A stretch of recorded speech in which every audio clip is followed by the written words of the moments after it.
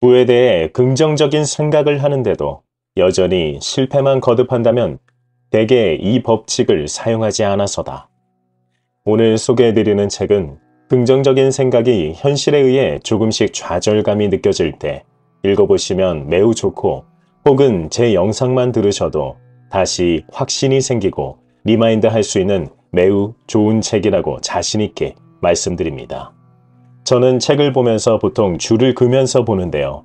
이 책은 거의 전 페이지를 줄을 그면서 읽었습니다. 저자인 캐서린 폰더는 부에 대해서 강의를 하는 기독교 목사님입니다. 아이러니하죠. 그녀는 이렇게 말합니다. 인간으로서 당연히 품어야 하는 욕망, 이것이 바로 부에 대한 놀라운 하나뿐인 진실이다. 분명 종교는 대부분 돈을 멀리하라고 가르치지만 캐서린 폰더는 달랐습니다. 그녀는 가난하게 사는 것이 곧 죄라고 단언했죠. 왜냐하면 스스로 현재의 지옥에 빠진 것이라 봤기 때문입니다. 그 당시 사람들이 목사의 설교를 듣고 적지 않은 충격에 빠졌다고 합니다. 하지만 그 설교를 듣고 실천한 사람은 하나같이 모두 잘 되었죠. 저는 이 핵심 방법을 했을 때 솔직히 말해서 그날 하루 있었던 모든 일들이 저에게 축복 같았던 시간이었습니다. 제가 하는 사업의 매출이 늘었고 유튜브의 조회수마저 늘었으며 무엇보다 제 마음에 평온이 가득해졌기 때문입니다. 그럼 시작하겠습니다. 저자는 부를 열망해야 한다고 책의 전반적인 부분에 걸쳐 말해주지만 이는 다른 자기계발서도 마찬가지죠. 이 책만의 핵심은 이게 아닙니다. 이 책의 핵심은 용서입니다. 부에 대해 이야기하는데 갑자기 용서라니 뭔가 이상하시죠? 그런데 이게 맞습니다. 이게 오늘의 핵심입니다. 오늘 영상을 들어보시고 직접 해보시면 느끼실 겁니다. 살면서 누구나 이불킥하고 싶은 사건이나 정말 꽁꽁 감추고 싶은 사건, 혹은 인간관계에서 그 사람만 떠올려도 화가 나고 미칠 것 같은 일 다들 있으시죠? 저도 그렇습니다. 먼저 이 책을 그대로 읽어드릴게요. 자연은 텅 빈 여백을 싫어한다. 특히 부의 원리에서 그러한 특징이 가장 뚜렷하게 드러난다. 여백의 법칙이란 가장 중요한 부의 원리 중 하나이다. 정직하게 부자가 되려고 하고 부에 대해 긍정적인 생각을 하는데도 여전히 실패만 거듭한다면 대개 여백의 법칙을 사용하지 않아서인 경우가 많다. 여백의 법칙이란 다음과 같다. 인생에서 더 큰 부를 원한다면 먼저 그것을 받아들일 만한 빈 공간을 만들라는 것이다. 즉 원하는 것을 채울 수 있도록 여백을 만들어야 한다는 말이다. 자연은 빈 공간을 몹시 싫어하기 때문에 인생에서 원하지 않는 것을 제거하기 시작하면 자동적으로 원하는 것이 그 자리를 메우게 된다. 바람직하지 못한 점을 제거함으로써 자동적으로 더 좋은 것이 들어올 자리를 만드는 것이다.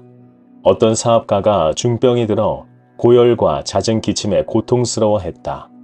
그는 문득 여백의 법칙을 떠올리고 뭔가 치워야 할 게 없는지 궁리하게 되었다. 감정과 사고가 신체에 영향을 미친다는 사실을 알고 있던 그는 자기 안에서 버려야 할 부분이 있을 것이라고 생각하게 되었다. 그는 골똘히 찾은 결과 자신이 적개심을 품고 있는 한 사람을 떠올릴 수 있었다. 그 사람에게 몇 번이나 불친절한 행동을 하고 상처 주는 말을 던졌던 게 생각났다. 그 사람과 있었던 일을 되돌아보자 그때마다 자신이 품었던 지독한 증오와 감정을 떠올릴 수 있었다.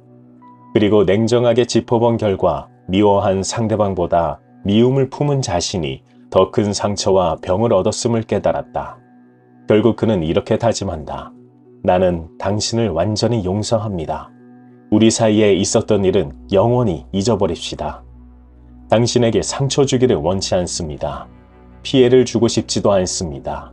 나도 자유고 당신도 자유며 우리 사이에 있었던 모든 일들도 자유가 되었습니다. 잔잔한 평화가 밀려들어오고 오랜만에 그는 깊은 잠을 잤다. 다음 날 아침 열은 사라졌고 의사는 그가 회복돼가고 있다고 했다. 용서를 통해 사업가는 몸과 마음을 회복시킬 수 있는 빈 공간을 만들었고 그 결과 새 인생을 시작할 수 있게 되었던 것이다. 용서란 단순히 말을 뱉는 데서 그치는 게 아니라 기존의 생각이나 감정을 지워버리고 그 자리에 더 나은 것을 부여하는 역할을 한다. 그러므로 용서란 빈 공간을 만들어 더 나은 것이 들어올 수 있는 통로를 열어주는 일을 한다. 나는 불을 가로막는 최대 최후의 걸림돌이 바로 용서라는 것을 알았다. 저는 이 대목을 읽으면서 저를 항상 괴롭히는 과거 기억이 떠올라 저를 또 괴롭히는 걸 느꼈습니다. 그래서 그날 일들을 하나씩 다시 세세하게 상기하는 시간을 보냈습니다. 저를 괴롭히는 일들은 어찌 보면 사소한 것부터 그렇지 않은 것도 있다고 생각했는데요. 상기하면서 느끼고 나니 모두 사소하고 하찮다고 느껴졌습니다. 첫 번째로 떠오른 것은 1,000만 원이나 빌려준 돈을 갚지 않은 친구의 얼굴이었습니다. 물론 그 돈은 3년 동안 나눠서 모두 갚긴 했지만 갚기로 한 약속 기간은 6개월이었죠. 저는 그 돈을 마이너스 통장으로 빌려서 친구에게 빌려줬습니다. 그리고 3년 내내 제가 사정을 해서 조금씩 나누어서 받았죠. 그 때문에 전체와도 매우 크게 싸우기도 했었습니다. 이혼에도 영향을 주기도 했겠죠. 거기다 그 친구의 카톡 부사는 새로 산 차로 바뀌어 있으니 저는 정말 환장할 노릇이었습니다. 그래서 그 친구가 떠올랐죠. 그러면서 그때 감정이 고스란히 느껴졌습니다. 그리고 책에 나온 것처럼 용서하겠다고 다짐합니다. 더 나아가서 아예 저의 기억을 완전히 다른 기억으로 바꾸려 했죠. 돈을 모두 제때 잘 갚았고 모두 행복했던 결론으로요. 과거에 있었던 기억을 제가 스스로 행복한 기억으로 재조정하려 노력했습니다. 물론 그건 사실이 아니죠. 그런데 놀라운 건 뭔지 아십니까? 제 마음이 너무 평온한 거예요. 이제는 그 친구 얼굴을 떠올려도 미운 감정이 들지 않는 거죠. 이 마음을 한번 느껴보니 다른 친구 얼굴도 떠오르고 하나씩 제가 싫어하던 친구들의 얼굴이 모두 떠올라서 모두에게 용서하겠다고 했습니다. 그날 제 마음의 평온은 아마 최고의 평화였다고 말씀드릴 수 있죠. 그런데 이때 자연이 빈 공간을 허락하지 않는다는 저자의 말처럼 갑자기 판매가 평소보다 더 많이 되기 시작했어요. 거기다 그때는 와이프와 1박 2일로 잠깐 여행을 갔던 때인데요. 저희는 여행 갈 때도 항상 책을 들고 가서 밤에 함께 읽고 자곤 합니다. 그리고 조회수조차 평소보다 더 많이 나오는 것을 보고 정말 그 자연의 법칙이 통하는 건가 하고 생각이 들 정도였죠. 물론 이 사실을 믿지 못하실 수 있습니다. 그냥 우연의 일치일 수도 있죠. 그러나 그 우연의 일치도 사실 동시성으로 바라볼 수 있죠. 디펙 초프라가 말한 우연의 일치, 그리고 칼 융이 말한 동시성이 이렇게 일어나는 것일까요? 저는 해고당한 이후 지금까지 계속해서 끌어당김을 해오고 있습니다. 항상 부에 대해서 끊임없이 생각하죠. 제 영상을 계속 봐주셨던 구독자님들이라면 아실 겁니다. 저는 1년 전에 해고를 당한 뒤에 제가 경제적으로 성장하고 있는 걸 직접 보여드리고 있습니다. 가끔씩 댓글에 이 영상 만드시는 분은 대체 얼마나 버냐, 부자가 되었냐는 질문을 하시기도 하는데요. 제가 해고당하기 전, 그러니까 회사를 다닐 때보다 지금 더 적게 일하면서 더 많이 벌고 있습니다. 제가 해보니 월 1,000만 원 이상 버는 것은 누구나 할 수 있다는 생각이 확신이 되었습니다. 해고당하고 나서 제가 하고 있으니까요. 그러니 누구나 할 수 있습니다. 왓칭에서 김상우님이 말씀하신 미립자가 정말 있다면 그 에너지가 전달되길 바라는 마음으로 영상을 만들고 있습니다. 물론 마인드무비도 답지를 주신 대로 그대로 이루어지길 바라는 마음을 잔뜩 담아서 만들고 있습니다. 조금 다른 데로 샌 것 같네요. 다시 책으로 돌아오겠습니다. 책은 지금까지 끌어당김이 실패한 이유가 용서를 통해 빈 공간을 만들지 못했다는 걸 말해줍니다. 그러면서 이를 여백의 법칙이라 명명하고 기술을 말해줍니다. 이 용서의 기술은 그대로 읽어드릴게요. 매일 30분 정도 자리에 앉아서 반감을 가지고 있거나 사이가 좋지 못한 사람들을 마음속으로 용서한다. 부당하게 누군가를 비난했다면, 누군가와 지나친 언쟁을 벌였다면, 누군가를 험담했다면, 법적으로 분쟁을 벌이고 있다면 마음속으로 그들에게 용서를 구하자. 그들이 잠재의식을 통해 반응할 것이다. 또한 과거의 실수나 실패로 자책하고 있다면 당신 자신을 용서해야 한다. 용서는 부와 성공에 들어올 공간을 마련해준다. 오늘 한번 용서의 시간을 가져보시는 건 어떠신가요? 그리고 이어서 말씀드린 내용은 아마도 한 번쯤 공감하실지 모르겠습니다. 혹시 누군가에게 선물을 했을 때 그것을 아까워하신 적 있으신가요? 저는 솔직히 많습니다. 어떤 것을 기분 좋게 선물해 놓고는 아까워한 적이 많습니다. 참 마음이 좁았죠. 저는 제 스스로도 제가 마음이 좁은 것을 알고 있기 때문에 항상 그것을 경계하고 있습니다. 가장 마음이 좁다고 느낄 때가 바로 과거의 저 부분이었죠. 저자 또한 그런 적이 있다며 그럴 때 이렇게 했다고 합니다. 나는 너를 놓아주겠어. 완전히 떠나보내는 거야. 내 외투로 할 일을 다 했으니까 더 이상 필요하지 않게 됐거든. 너는 이제 더 잘 어울리는 곳으로 옮겨가는 거야. 저자는 동생에게 아끼던 코트를 선물로 주었을 때를 회상하며 저 말을 했다고 합니다. 그러면서 이어서 말해줍니다. 과거의 문제에 집착하며 아직도 전전긍긍하고 있다면 마음으로부터 완전히 놓아주어야 한다. 그렇게 할 때 더 좋은 것을 내 앞으로 끌어올 수 있는 힘이 더 크게 증가된다. 누군가에게 선물을 주고도 마음으로는 움켜쥐고 있다면 그것은 결코 선물이 아니다. 자유롭게 내어줄 수 없다면 아예 줄까 말까 고민조차 하지 말라. 그러나 이미 주었다면 과감하게 마음에서 떠나보내라. 그렇게 하지 않으면 부는 결코 우리 앞으로 다가오지 않는다. 여백이 만들어지지 않았기 때문이다. 잠시 제 과거도 다시 살펴보면 1,000만 원을 빌려준 건 말이죠. 저는 그 당시 큰 돈이지만 그 돈에 너무 집착하기도 했죠. 그 당시가 약 10년 전이니 그때는 사실 연봉이 많이 높지도 않은 항상 전전긍긍했던 때이기도 합니다. 빌려준 것이긴 하지만 거기에 집착하니 당연히 빈 공간이 없어 다른 것을 채울 수 없었을지 모르죠. 세상은 성장을 하게끔 세팅이 되어 있고 무한으로 받을 수 있다는 것을 그때 알았다면 아마도 1,000만 원을 빌려준 것에 대해 고통받을 일이 없지 않았을까 생각도 해봅니다. 이렇게 이 책은 독자로 하여금 자신의 과거를 충분히 돌아보게 만들어주면서 그 과거를 정화시킬 수 있는 시간을 내어주기도 합니다. 그래서 리마인드 하기에 정말 가장 좋은 책이라고 생각합니다. 그리고 제가 읽어드린 것처럼 문장이 간결하고 강합니다. 읽기도 매우 수월하고 한 문장도 허투루 쓰지 않았다는 느낌을 받기도 합니다. 책에 있는 내용을 좀 더 읽어드릴게요. 우리는 모두 더 나은 경제 상황을 원하며 반드시 그렇게 되어야 한다. 그러기 위해서는 반드시 지켜야 할 게 있다. 먼저 비관적인 관점에서 경제적 궁핍을 이야기하지 말아야 한다. 매사를 긍정적으로 말하는 습관을 가져야 한다. 그런 다음 진정으로 원하는 것을 채워 넣기 위해 포기할 것은 포기하고 버릴 것은 버린다. 옛 생각을 버리고 그 자리에 부와 진보에 대한 새로운 생각을 채워 넣을 때 우리가 처한 상황은 서서히 개선될 것이다. 더 나은 인생을 향해 성장하려면 옛 생각은 맞지 않아야 마땅한 것이다. 성장의 보조를 맞추기 위해 옛 것을 끊임없이 제거하는 과정을 거쳐야 한다.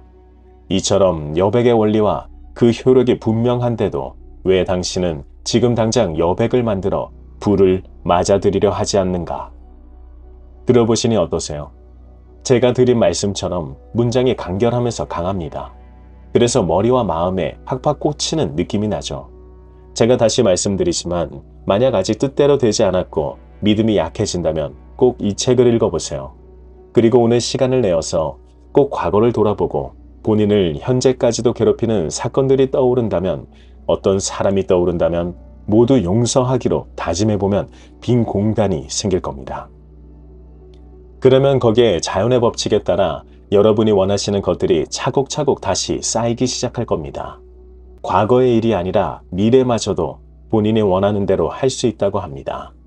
그리고 혹시 고민거리가 있으시다면 정말 좋은 방법이 될 수 있습니다. 공경에 처했다면 그 일이 어떻게 해결되기를 원하는지 매일매일 조용히 글로 옮기는 것이 좋다.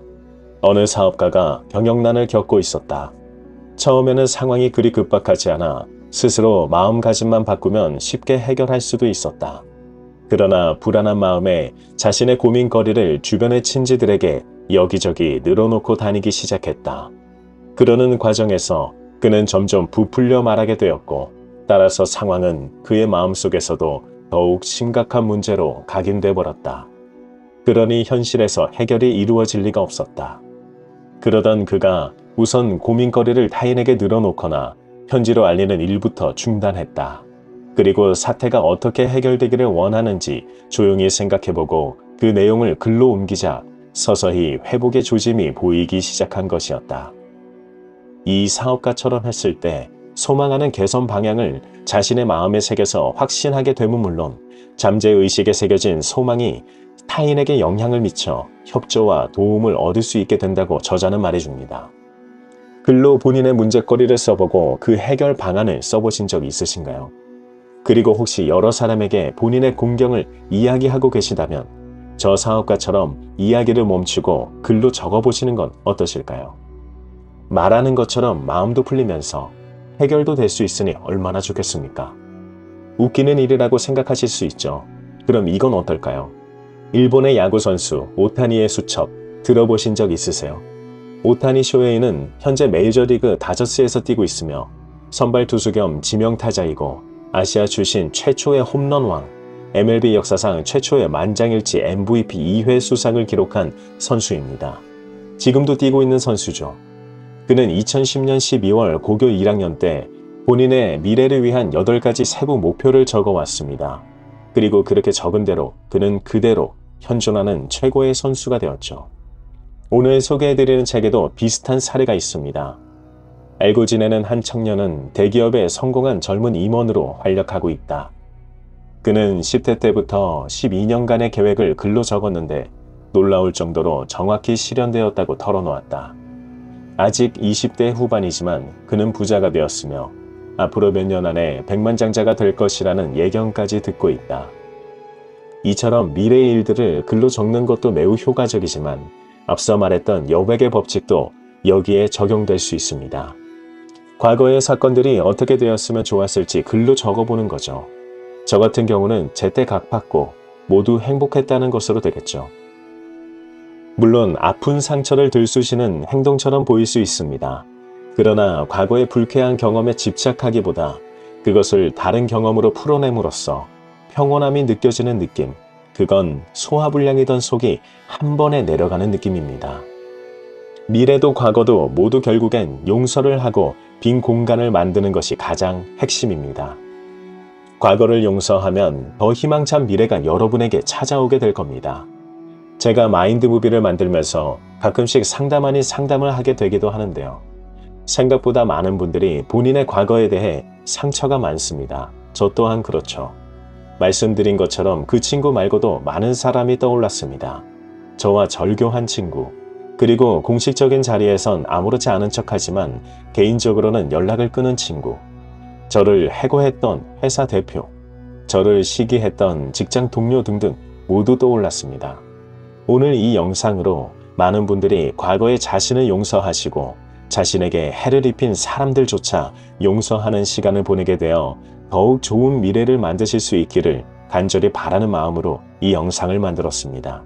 믿져야 본전입니다. 생각만으로 용서한 것뿐인데, 글로 조금 적어본 것뿐인데 본인이 원하던 것으로 그 공간이 채워질 수 있다면 얼마나 행복하겠습니까? 그녀는 이렇게 말합니다. 가난은 신이 인간을 위해 무한하게 베풀어 놓은 자원 앞에서 스스로 등을 돌림으로써 저주를 받는 일종의 지옥이다. 그리고 그 가난이 들고 오는 죄악이 곧 도둑과 살인자들이 득실되는 지옥으로 됨을 말하고 있습니다. 그녀는 그래서 결심합니다. 목사인 나는 많은 사람들이 자기 인생에서 가난을 뿌리 뽑을 수 있게 도와야겠다는 결심을 굳건히 할 수밖에 없다. 알고 지내는 한 의사는 그녀에게 이렇게 말한 적이 있습니다. 인류가 겪는 모든 질병 중 19은 공궁과 궁핍, 가난이 그 원인이야. 그래서 그녀는 가난이 미덕이라는 생각은 더 이상 하지 않기를 바라는 마음에서, 그리고 더 안 좋은 길로 가지 않기를 바라는 마음에서 외치고 있던 겁니다. 물질 만능주의와 가난은 세상에 만연된 악덕의 공범이다. 그녀는 이 가난에서 빠져나갈 방법이 분명히 존재함을 본인의 경험을 통해 사람들에게 알려주고 있었습니다. 우선 사람들이 믿어야 할 것은 가난이 미덕이라는 생각을 뿌리 뽑고 이 생각을 새롭게 심어주는 것이었습니다. 부자가 되고 싶은 욕망은 잘못된 게 아니라 마땅하고도 옳은 생각이며, 신은 나를 위해 풍성한 우주를 마련해 놓았고 내가 그것을 누리기를 원한다는 믿음, 그것이 필요한 마음가짐이다. 목사인 그녀는 힘겨운 과정 속에서 가난을 벗어나는 방법을 알게 됐습니다. 젖먹의 아들이 딸린 과부였던 그녀는 직업교육을 받은 적도 없어 생계대책이 막막한 상태였습니다. 친정 쪽도 재정적인 지원을 해줄 형편이 안 되었죠. 이때 그녀는 생각의 위력을 깨닫게 됩니다. 철학자 제임스 앨런은 이런 말을 했죠. 사람이 생각할 줄 안다는 것, 그것은 곧 자기가 원하는 대로 자신을 만들어갈 수 있는 변화와 재생의 기능을 자기 안에 품고 있다는 뜻이다. 그녀는 이 말을 실제 삶에 적용하자 물결이 뒤바뀌듯 행운의 배가 본인 쪽으로 다가옴을 느낍니다. 그녀는 비즈니스 스쿨에 입학하게 되었고 젊은 변호사의 비서로 취직하게 됩니다. 그 변호사는 훗날 시의 시장이 되고 국회의원에도 출마했으며 상당수의 변호사와 비서들을 채용할 정도로 회사를 성장시킵니다. 그 변호사 밑에서 한창 인정을 받던 그녀는 이 행운의 배를 여러 사람에게 오도록 만들기 위해서 목사가 되기로 결심하기 시작합니다. 결국 그녀는 그녀가 생각한 대로 목사가 되어 많은 사람들에게 정신적인 열쇠를 나누어주고 있죠. 그녀가 생각하는 부를 위한 기본 원리는 이렇습니다. 그녀는 책을 통해 이를 말하기 전 먼저 에머슨의 말을 인용하는데요. 당신이 하는 모든 노력에 보상이 있을 것이다. 보상이 늦으면 늦을수록 당신에게는 더 크게 이루어질 것이다. 복리에 복리를 더하는 것이 신이 베푸는 관례이고 법칙이기 때문이다. 그러면서 그녀는 이렇게 부의 기본 원리를 말합니다. 받기 위해서는 먼저 주어야 하고 주는 것이 있으면 반드시 보상이 있다는 사실. 이것이 바로 부를 이루는 기본 원리이다. 그녀는 발산과 흡수라는 표현을 쓰는데요. 자신의 생각과 감정, 상상을 외부로 발산하면 그 결과를 고스란히 실제 삶과 일 속으로 흡수하게 된다는 것을 강조합니다. 이는 원인이 있기에 결과가 있고 주는 것이 있기 때문에 받을 수 있다는 부의 기본 원리를 따라갑니다. 즉, 아무 노력도 하지 않고 거저 얻을 수 없다는 것을 강조하죠. 흡수하기 위해서는 먼저 발산해야 함을, 발산을 해야 흡수하게 됨을 강조하는 겁니다. 그녀는 그녀가 빈민구역에 가서 사람들과 대화를 하며 이 부의 기본 원리를 더욱 실감할 수 있었다고 합니다. 그곳의 사람들은 대부분 동정받을 생각에만 골몰해 있었다. 먼저 내어주고 씨를 뿌리는 일, 즉 부의 기본 법칙에는 아무런 관심이 없었다. 오로지 거저 얻으려고만 하기 때문에 계속 가난하게 살 수밖에 없는 것이다. 이 대목을 보면 이런 생각이 들 수밖에 없겠죠. 가난에 쪼들리는 사람이 남한테 줄 게 어딨냐? 그녀는 이렇게 답합니다. 보이는 것이든 보이지 않는 것이든 줄 것은 언제든지 있다. 남에게 줄 수 있는 것은 꼭 돈과 물질만이 아니다. 사소한 칭찬 한마디, 친절한 행동 하나에도 발산과 흡수의 법칙은 적용된다. 진정으로 받고 싶은 것이 있다면 무형의 것이든 유형의 것이든 먼저 넉넉히 내어줘라. 그러면 가장 좋은 것으로 얻을 수 있을 것이다. 실제로 우리가 살아가다 보면 상대방의 손에 우리가 원하는 것이 들려있을 때가 매우 많습니다. 그것을 얻기 위해서 그 사람 앞에서 많은 아첨을 떨 때도 있고 혹은 그 사람이 도저히 거부할 수 없는 제안을 하게 되기도 하죠. 그럼에도 불구하고 그것을 얻지 못할 때는 굉장히 후회하기도 하면서 그 사람에게 투자한 시간과 돈을 아까워하기 시작합니다. 하지만 좀 전에 에머슨이 말한 것을 떠올려 보시면 어떨까요? 당신이 하는 모든 노력에 보상이 있을 것이다. 보상이 늦으면 늦을수록 당신에게는 더 크게 이루어질 것이다. 복리에 복리를 더하는 것이 신이 베푸는 관례이고 법칙이기 때문이다. 캐서린 폰더는 이 점을 발산과 흡수로 사람들에게 많이 알리고 싶었던 겁니다. 그 사람에게서 얻지 못했더라도 분명히 그 노력은 다른 사람에게도 들어가 본인이 원하는 것으로 잘 포장이 되어서 본인의 손에 얹히게 될 테니까요. 하지만 여기서 사람들에게 시간과 돈이 아깝다고 말하게 되면 아마도 반감이 될 수 있으니 조심해야겠죠. 그녀는 이 법칙이 잘 먹힐 때를 사례를 들어 설명해 주기도 합니다. 홍보회사를 운영하는 내 친구는 최근에 발산과 흡수의 법칙을 적용하여 성공적인 결과를 낳았다. 그는 어느 기업을 상대로 거래를 성사시키려고 오랫동안 애를 썼지만 가진 수단을 다 동원해도 문은 열리지 않았다. 결국 그는 거래에 대한 강렬한 열망을 발산해야겠다고 결심했다. 반드시 거래를 맺게 될 거라고 확신하기로 한 것이다. 그는 이미 거래 승인을 따냈다고 믿고 그 후에 상대 기업의 최대 관심사에 어떻게 부응해야 할 것인지 치밀하게 준비하기 시작했다. 또 한편으로는 그 기업의 홍보 담당 인사들이 어떤 사람들인지도 꼼꼼하게 체크했다. 그러는 과정에서도 그는 자신에게 계속 확인시키는 일을 잊지 않았다. 나는 기죽지 않아. 끝까지 버틸 거야. 포기하지 않아. 나는 반드시 성공하기로 예정돼 있어. 그렇게 하자 마음이 잔잔히 가라앉으며 평정을 유지할 수 있었다. 몇 주 후 그는 기업 간부들을 위한 어느 회의에 참석했는데 거기서 자신이 몇 달 동안이나 거래를 트려고 애쓰던 바로 그 기업의 홍보 담당자와 대면하게 되었다. 그리고 그곳에서 바로 협상이 되었다. 저는 이 사례에서 캐서린 폰더가 말해주려 하는 것과 더불어 다른 몇 가지가 떠올랐는데요. 제가 다닌 첫 회사가 광고 대행사였기에 느낌이 더 와닿기도 했습니다. 광고를 따기 위한 영업에서 인맥이 가장 중요하지만 인맥만 가지고는 절대 최종적으로 광고를 승인받기가 쉽지 않습니다. 문턱을 조금 쉽게 넘을 수 있다는 정도죠.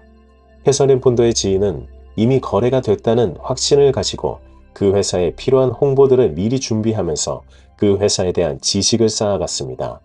그렇게 발산을 엄청나게 한 거죠. 생각과 행동을 동시에 했으니까요. 그리고 그 발산이 비롯된 것을 이제 흡수할 시간을 우주가 주게 됩니다. 예상치 못한 곳에서 홍보 담당자를 만나죠. 이미 그는 그 회사의 기본 지식을 많이 알고 있기에 당연히 이야기가 잘 통했겠죠. 이건 준비된 자처럼 보일 수 있는데 준비된 자가 되려면 확신이 먼저고 확신을 하려면 생각과 상상이 먼저입니다. 그래서 생각이 중요하다고 합니다. 생각은 확신을 만들고 확신은 행동을 만들어주니까요. 행동은 우연을 가장해서 기회를 만들어주고 그 기회는 우리가 행동을 한 만큼 보상을 얻게 만들어줍니다. 그리고 또한 확신에서 얻을 수 있는 마음의 평온도 잊지 말아야겠죠. 책에서도 마음이 먼저라는 것을 강조하고 있습니다. 마음이란 이미 존재하는 세계와 아직 존재하지 않는 세상 사이를 연결하는 고리이다. 그렇기 때문에 마음속에서 이뤄진 일은 현실에서 이뤄지게 돼 있는 것이다. 우리가 이러한 능력을 거꾸로 사용하기 때문에 공경에 처한다고도 책에서는 말해주고 있습니다.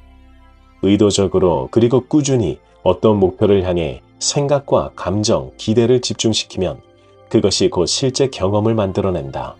그러므로 누구에게 애걸하거나 하소연할 필요 없이 조용히 진정으로 경험하고자 하는 목표를 선택하고 생각하고 발산하게만 하면 된다. 이와 같이 열망하는 대상을 우리 쪽으로 흡수하기 위해 먼저 의도적으로 발산해야 하는 것이다. 그렇게 하지 않으면 제한된 사고 습관이 굳어져 제한된 결과만을 얻게 된다. 수요와 공급이 있듯이 가지고 싶은 것이 있다면 먼저 주는 것을 말하며 발산과 흡수까지 이어지는 발상이 너무 자연스럽지 않으세요? 그러면서 캐서린 폰더는 따로 강조하는 것이 또 있습니다. 우리 모두에게는 우울한 기질과 함께 신이 부여한 신성한 능력이 잠재되어 있다. 풍요로운 인생을 살기 위해서는 먼저 우리 안에 숨어있는 어두운 기질을 날려보내야 한다. 그럼 어두운 기질을 날려보내기 위해선 어떤 방법이 있을까요? 다음에 선언문을 만들라고 제안합니다. 나는 초강력 자석이다. 내가 끊임없이 발산하는 생각, 감정, 상상에 따라 열망하는 모든 것을 나 자신에게 끌어당길 수 있다. 나는 내 우주의 중심이다. 원하는 모든 것을 창조할 수 있는 힘을 가지고 있다. 발산하면 흡수하게 돼 있다. 즉 마음속으로 선택하고 이루겠다고 마음먹은 모든 것을 내게로 끌어들일 수 있다. 그래서 나는 가장 값 있는 것, 그러니까 건강과 성공, 행복을 선택했다. 그러므로 이제 모든 인류와 나 자신을 위해 풍성한 수확을 거두게 될 것이다. 마음에 풍요가 가득하게 되면 풍요 에너지가 생기고 그에 맞는 에너지들이 자동적으로 붙게 됩니다.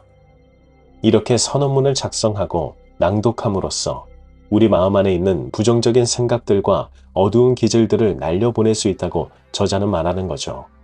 날려보내면 좋은 에너지들이 붙을 테니까요. 좀 전에 생각이 행동을 만든다는 것에서 생각을 상상으로 바꿔서 해보죠. 상상으로 본인이 원하는 결과의 한 중심에 있다고 생각하면 일단 마음이 설레기 시작합니다. 그 설레는 마음이 계속 원동력을 가지고 가려면 상상이 또 필요한 거죠. 그럼 그 원동력이 되는 상상으로 우리는 행동을 하게 되어 있습니다. 뇌의 작용도 마찬가지로 흘러가죠. 그렇게 상상을 했으니 그 상상이 이루어지도록 맞는 것을 찾기 시작하고 있습니다. 왜냐하면 상상이라는 정보가 들어왔는데 지금 눈을 통해 보이는 정보에서는 이를 찾을 수 없으니 그걸 찾기 위해서 뇌는 움직이고 있습니다. 뇌가 움직이면 어떻게 될까요? 행동을 하게 되죠. 뇌에서 우리가 손을 움직이고 발을 움직이고 소화를 시키는 모든 걸 관장하고 있으니까요. 그럼 뇌가 일을 하는데 우리 몸이 움직일 수밖에 없죠. 캐서린 폰더는 목사이니만큼 성경에 나온 사례를 들어 설명을 해주기도 합니다. 요셉은 17세 때 기이한 꿈을 꾸었다. 형들이 묶은 곡식단들이 자신의 곡식단 주위에 둘러서서 절을 하고 있는 꿈이었다. 요셉은 이 꿈을 질투심 많은 형들에게 말을 하게 되었다. 형들은 요셉을 이집트로 가는 이스마엘족 상인들에게 은화 20냥을 받고 팔아넘긴다. 요셉이 이집트의 노예로 팔린 후 부당한 일들을 수차례 겪는다. 오랜 세월 동안 감옥에 갇히고 많은 시련을 겪은 뒤 마침내 요셉은 이집트의 총리가 되고 당대 최고의 강대국에서 2인자로 군림하게 된다. 이는 모두 요셉이 형들을 용서함으로 여백을 만들었고 그 여백에 상상력으로 본인이 원하는 바를 넣었기 때문이다. 저도 고백 하나 할 것이 있는데요. 제가 싫어하던 친구를 용서한 뒤 확실하게 조회수와 매출이 오르는 것을 보기도 했고 최근 3개월 동안 조회수와 매출이 높아서 주변 사람들을 만날 때 자랑을 하게 되었습니다. 그랬더니 한 번에 결과가 안 좋아지네요. 조회수도 줄고 매출도 줄었습니다. 물론 이것도 우연의 일치일 수 있죠. 하지만 제 마음에서 매우 강하게 그것 때문이라고 말하기도 하죠. 아마도 이는 에너지의 흐름에 제가 잘못한 것 같습니다. 그리고 제가 성장해야 할 요소인 거죠. 자랑할 시간에 남을 도와줘야겠습니다. 캐서린 폰더 또한 상상을 할 때 이기적으로 상상을 하지 말 것을 강조합니다.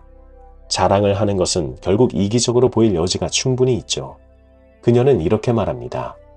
나의 마음을 사로잡는 타인의 소유물은 비슷한 것이 나에게도 준비되어 있고 나도 그것을 가질 수 있다는 의미로만 이용해야 한다. 상상력을 이기적으로 사용할 때, 즉 남에게서 억지로 빼앗아 오려 할 때 우리는 어려움에 빠지게 되는 것이다. 내가 겪기 싫은 일을 타인이 겪는 것을 상상해서도 안 된다. 우리가 마음에 그린 이미지는 반드시 우리 자신에게 돌아오게 돼 있기 때문이다. 자신을 위해서 상상할 때 타인을 위해서도 건강과 부, 행복을 상상하라. 제가 자랑을 하게 됨으로써 상대방은 안 좋은 기분을 가질 수 있죠. 그때 저는 자랑이 아니라 그에게 안 좋은 기분을 준 겁니다. 그러니 당연히 되던 일도 안 풀리죠.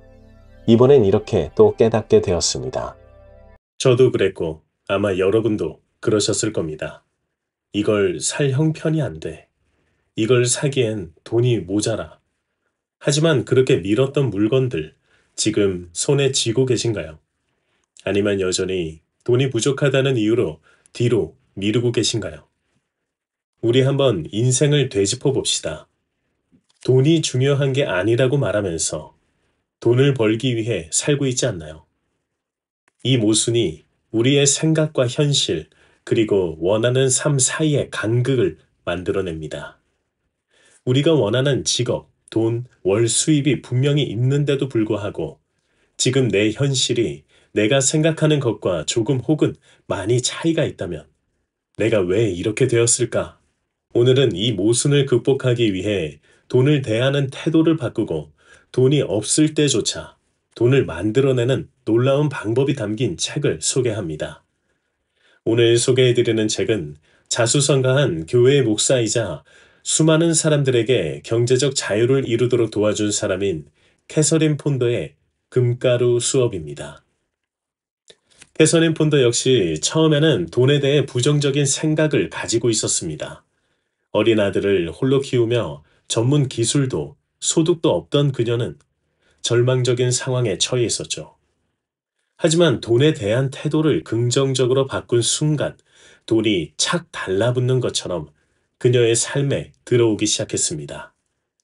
자수성가한 그녀는 이후 교회 목사가 되어 사람들에게 강의를 시작했고, 많은 이들이 자신과 마찬가지로 돈의 중요성을 무시하면서도 끊임없이 돈을 쫓는 모순 속에서 힘들어하고 있다는 걸 깨달았습니다.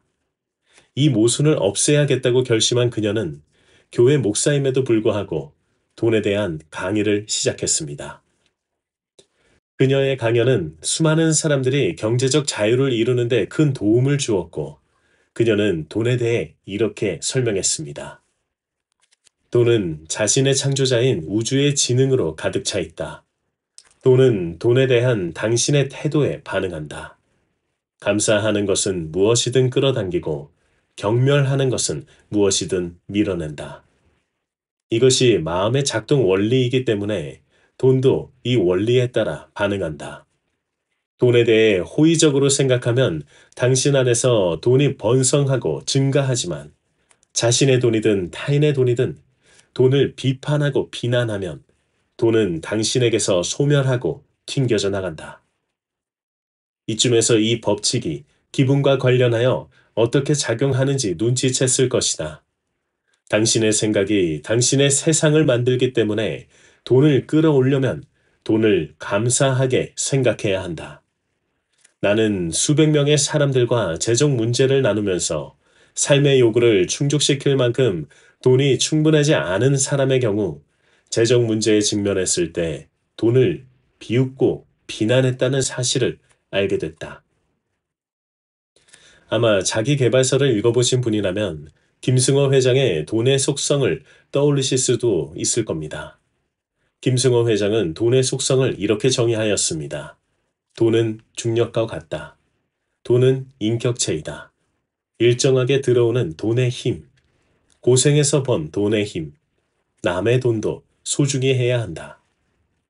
캐서린 폰더 역시 김승호 회장의 깨달음과 같은 진리를 공유하고 있습니다. 결국 돈은 사람들의 태도와 생각에 따라 반응한다는 점에서 돈에 대한 태도가 인생의 결과를 결정짓는 중요한 요소임을 강조합니다. 그녀가 돈의 중요성에 대해 처음 강의를 했을 때를 잊을 수 없다고 하는데요. 그녀는 강의 중 이렇게 말합니다. 돈은 신성한 물질이므로 경이로운 존재이고 올바르게 사용하면 선한 존재입니다. 그 말에 맨 앞줄에 앉아있던 여성이 숨을 헐떡이다가 의자에서 떨어질 뻔했습니다. 캐서린이 이어 돈은 신의 선이 표현된 신성한 것이라고 말하자 그녀는 거의 기절할 정도로 놀랍니다. 당시 시대상은 돈을 좋아하는 것을 천벌받는 것으로 여기기도 했고 교회에서 목사가 하는 말이니 그녀가 그런 반응을 보인 겁니다. 당시는 1960년대 미국입니다. 강의가 끝나자 교회의 한 임원이 돈이 신성한 물질의 상징이라 선하다고 말하는 건 너무 강한 표현이지 않나요? 라고 캐서린에게 물었습니다. 강하게 표현한 건데 전달이 되었다니 다행이네요. 그런 의도였거든요. 그러자 그 임원은 그렇군요.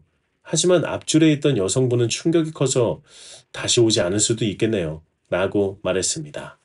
그녀는 제 말에 충격을 받았다면 그분도 다른 사람들과 마찬가지로 돈에 대해 잘못된 생각을 가지고 있는 겁니다. 라고 대답했죠. 그녀는 자신의 강의 목적이 단순히 돈에 대해 이야기하는 것이 아니라 사람들에게 부는 하나님의 선한 진리이며 실패, 가난, 결핍이라는 죄에서 해방되도록 돕는 것이라고 강조했습니다. 강의 이후 충격을 받았던 그 여성은 다음 강의에 또 나타났습니다. 심지어 강단 가까이로 의자를 더 당기며 강의에 더욱 몰입했습니다. 그녀는 당시 삶의 모든 측면이 절망적이었다고 합니다. 남편과는 헤어지고 자녀들은 등을 돌리고 의사는 신경쇠약증이라는 진단을 내렸고 직업은 괜찮았지만 수입이 약했습니다.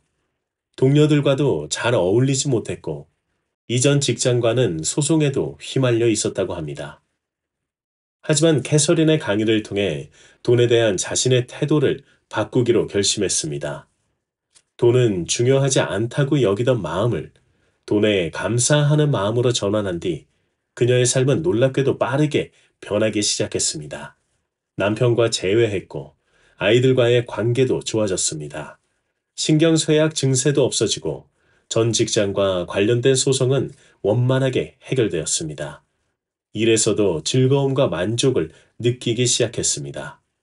이 모든 변화는 생각과 행동의 불일치를 바로잡고 내면과 외면의 모순을 해결했기 때문이었습니다. 그녀의 삶은 마치 돈이 만병통치약인 것처럼 순조롭게 풀리기 시작했습니다. 이 이야기를 들으며 불편한 감정을 느끼시는 분도 계실 겁니다. 왜냐하면 우리가 살아오며 배워온 교육과 사회적 통념은 다음과 같았기 때문입니다. 돈은 중요한 것이 아니다. 돈보다 중요한 것이 많다. 돈을 쫓는 삶은 옳지 않다. 그러나 캐서린 폰더는 말합니다. 이 불편한 감정을 바로잡는 것이 진정한 변화의 시작이다라고요. 돈에 대한 태도를 바꾸는 것은 단순히 재정을 바꾸는 것이 아니라 우리의 내면과 외면, 그리고 삶의 흐름을 변화시키는 열쇠가 되어줍니다. 책은 또 이렇게 말합니다.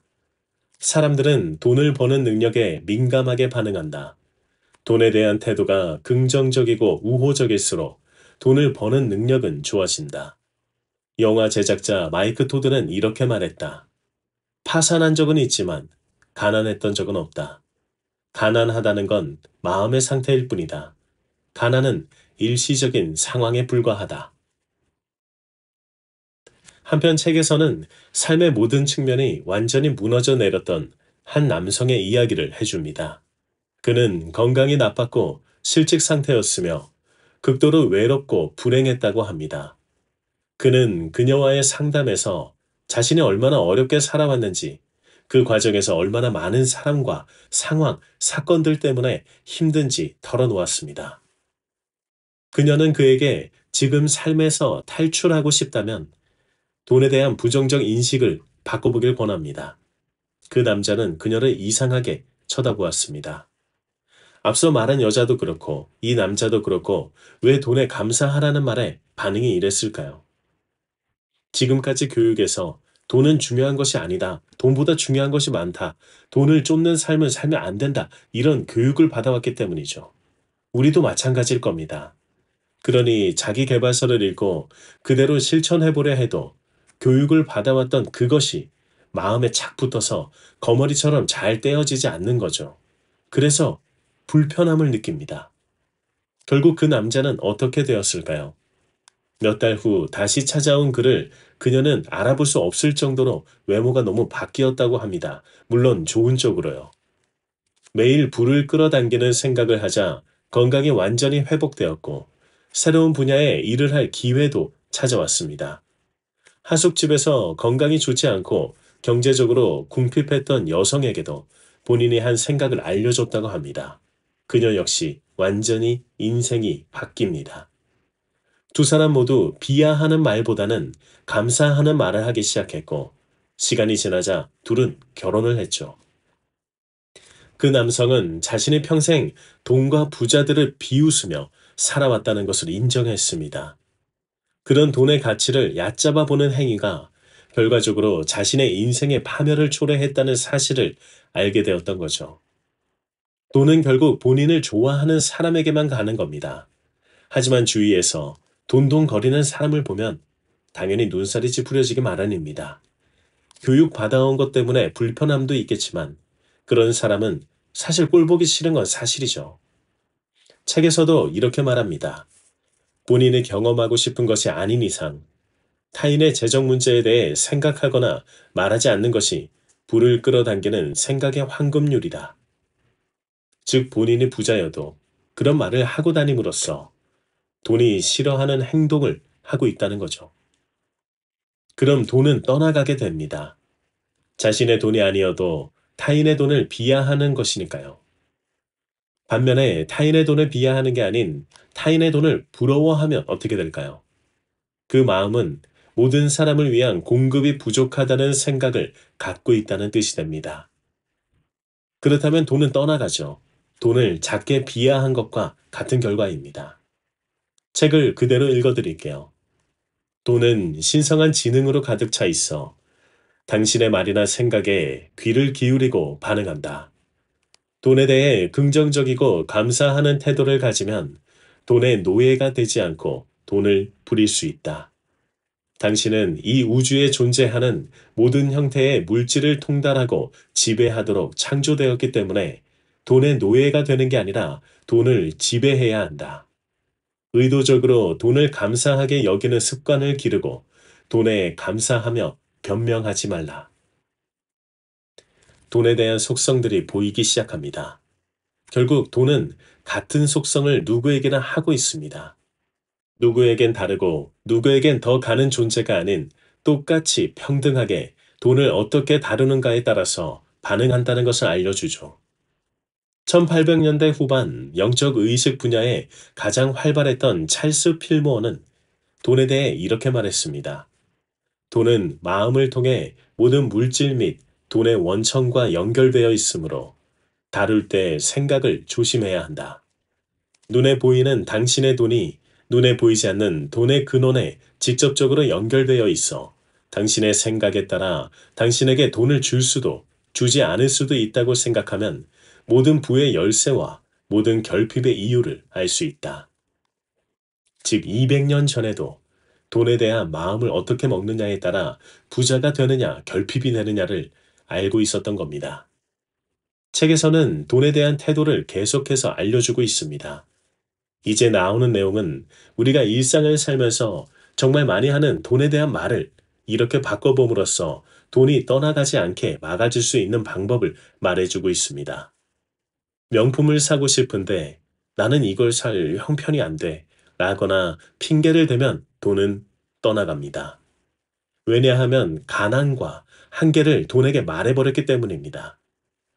대신에 이렇게 말하는 거죠. 지혜로운 방법이 아니다. 이러면 돈은 기다려준다고 합니다. 자신의 재정적 어려움에 대해 말을 늘어놓고 다니는 걸 주변에서도 봅니다. 이는 동정심을 얻기 위함일 수도 있죠. 주식 투자로 다 잃었다거나 빚이 얼마나 있다거나 하는 등 말이죠. 그 사람들을 세월이 지나 다시 만나보셨을 때 어떻게 되셨나요? 아마 그대로이거나 더 나빠지셨을 확률이 높습니다. 이런 상황은 우리도 곧잘 하는 말들입니다.